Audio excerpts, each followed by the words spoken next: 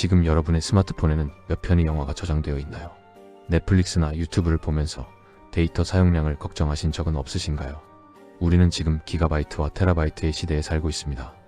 고화질 영화 한 편의 용량은 대략 4기가바이트에서 10기가바이트에 육박하죠.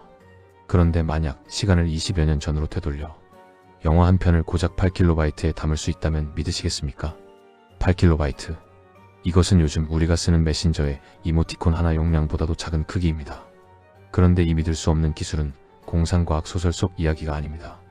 1999년 전 세계 IT 업계를 발칵 뒤집어 놓을 뻔했던 실제 발명품이었습니다.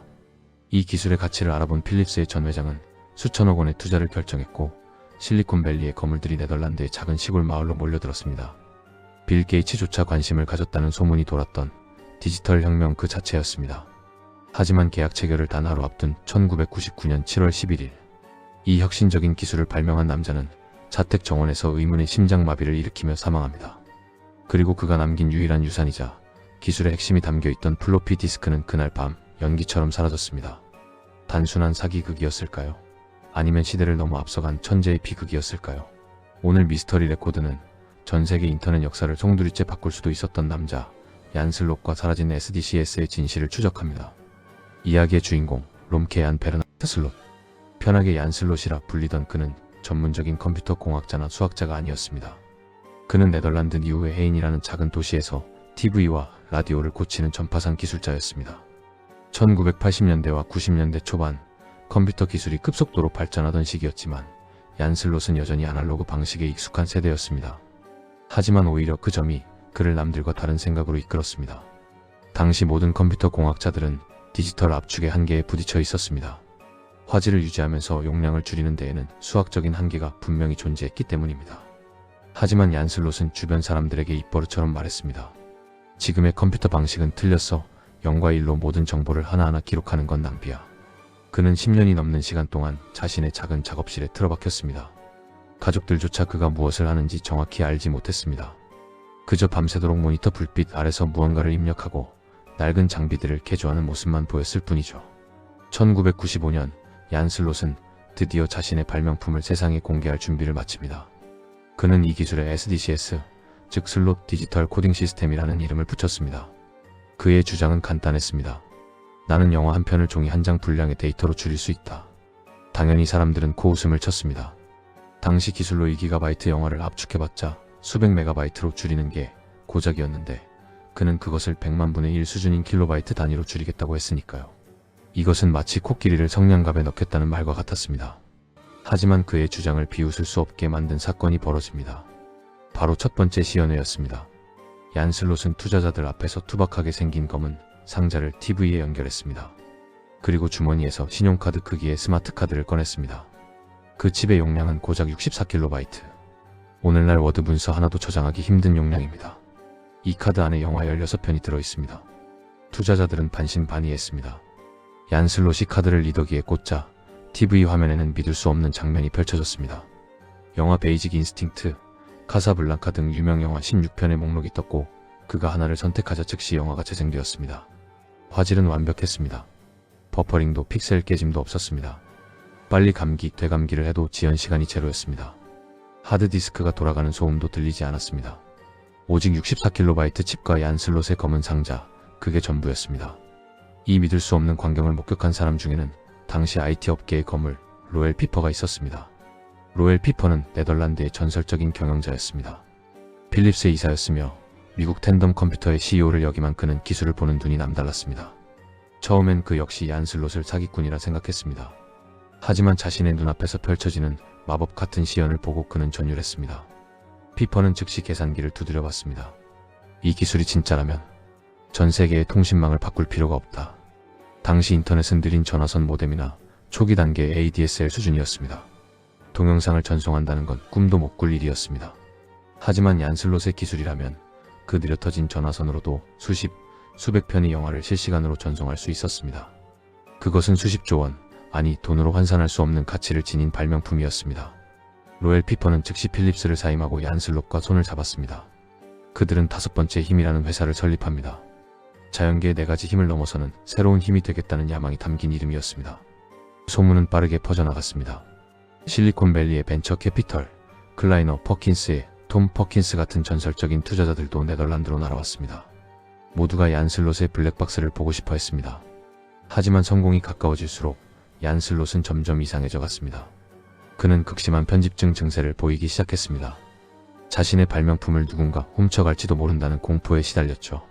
그는 시연할 때조차 절대 소스 코드를 보여주지 않았습니다. 핵심 알고리즘이 담긴 컴파일러 프로그램은 오직 플로피 디스크 한 장에 담아 자신의 윗주머니에 넣고 다녔고, 잠을 잘 때도 베개 밑에 두거나 아무도 모르는 금고에 숨겼습니다. 심지어 필립스의 엔지니어들이 기술 검증을 위해 내부를 보여달라고 요청했을 때 얀 슬롯은 격렬하게 화를 내며 거부했습니다. 내 머릿속에 있는 걸 훔쳐가려고 하는 거지 라며 고함을 치기도 했죠. 투자자들은 그의 이런 태도가 천재의 괴짜 성향이라고만 생각했습니다. 기술만 확실하다면 상관없다고 믿었죠. 1999년 7월 모든 준비는 끝났습니다.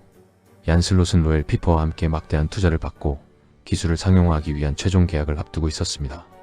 이 계약이 성사되면 얀 슬롯은 수천억 원의 자산가가 되고 전 세계의 모든 영상 매체는 그의 기술을 사용하게 될 터였습니다. 계약 날짜는 7월 12일 월요일. 운명의 시간은 다가오고 있었습니다. 계약을 하루 앞둔 7월 11일 일요일 오후. 얀 슬롯은 가족들과 함께 자택 정원에 있었습니다. 그는 이제 곧 우리는 세상에서 제일 부자가 될 거야 라며 들떠 있었다고 합니다. 그런데 그 순간 그가 가슴을 움켜쥐고 쓰러졌습니다. 가족들이 급히 구급차를 불렀지만 그는 병원으로 이송되기도 전에 숨을 거두고 맙니다. 사인은 심근경색. 평소 심장이 좋지 않았던 병력이 있긴 했지만 하필이면 역사적인 계약을 불과 하루 앞둔 시점이었습니다. 얀 슬롯의 죽음은 비극이었지만 로엘 피퍼와 투자자들에게는 재앙이었습니다. 회사의 모든 기술은 얀 슬롯의 머릿속과 그가 관리하던 플로피 디스크에만 존재했기 때문입니다. 장례 절차가 채 끝나기도 전 투자자들은 얀 슬롯의 작업실을 찾았습니다. 그들은 유족들의 동의를 얻어 금고를 열고 그의 컴퓨터를 뒤졌습니다. 그 8KB 압축 기술의 핵심, 그 마법의 열쇠를 찾아야만 했습니다. 그러나 그 어디에도 없었습니다. 소스 코드가 담긴 플로피 디스크가 감쪽같이 사라진 것입니다. 분명 얀 슬롯이 목숨처럼 아끼던 그 디스크가 증발했습니다. 그의 작업실에 있던 데모용 장비는 남아있었지만 그 장비를 구동할 핵심 코드가 없으니 깡통이나 다름없었습니다. 로엘 피퍼는 필사적으로 찾았습니다. 하지만 얀 슬롯은 그 기술의 원리를 그 누구에게도, 심지어 동업자에게도 완벽하게 설명해 준 적이 없었습니다. 결국 5번째 힘 프로젝트는 얀 슬롯의 죽음과 함께 공중분해되었습니다.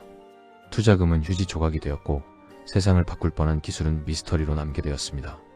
얀 슬롯이 죽은 지 20년이 넘은 지금도 이 사건은 IT 역사상 가장 큰 미스터리 중 하나로 남아 있습니다.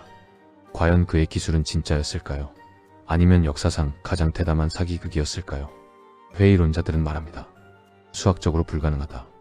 정부 이론의 아버지 클로드 세넌의 법칙에 따르면 8KB 안에 영화 한 편이 정보를 담는 것은 물리적으로 불가능합니다. 그들은 얀 슬롯의 시연 장비 안에 몰래 숨겨둔 하드디스크가 있었을 것이라고 의심합니다. 하지만 얀 슬롯의 기술을 옹호하는 전문가들은 다른 가설을 제시합니다. 바로 전지구적 코드북 이론입니다. 얀 슬롯의 방식은 압축이 아니라 참조였다는 것입니다. 쉽게 말해 재생장치 안에 이미 수십억 개의 이미지 조각이나 패턴이 저장되어 있고 8KB의 데이터는 그 조각들을 어떤 순서로 조립하라는 설계도에 불과하다는 것이죠. 마치 책을 보낼 때 책 전체를 타이핑해서 보내는 게 아니라 도서관 몇 번째 칸에 있는 책 몇 페이지를 읽으시오라는 쪽지만 보내는 것과 같습니다.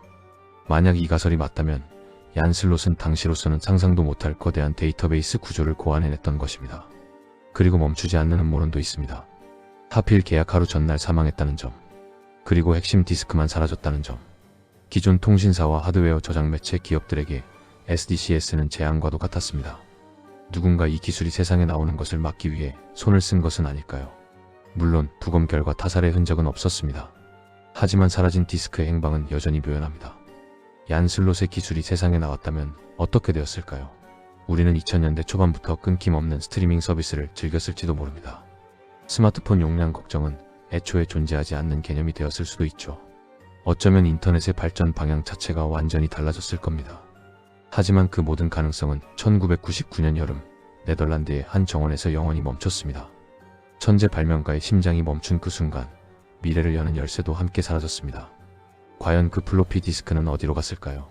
지금도 누군가의 서랍 속에서 혹은 거대 기업의 비밀 금고 속에서 잠들어 있지는 않을까요?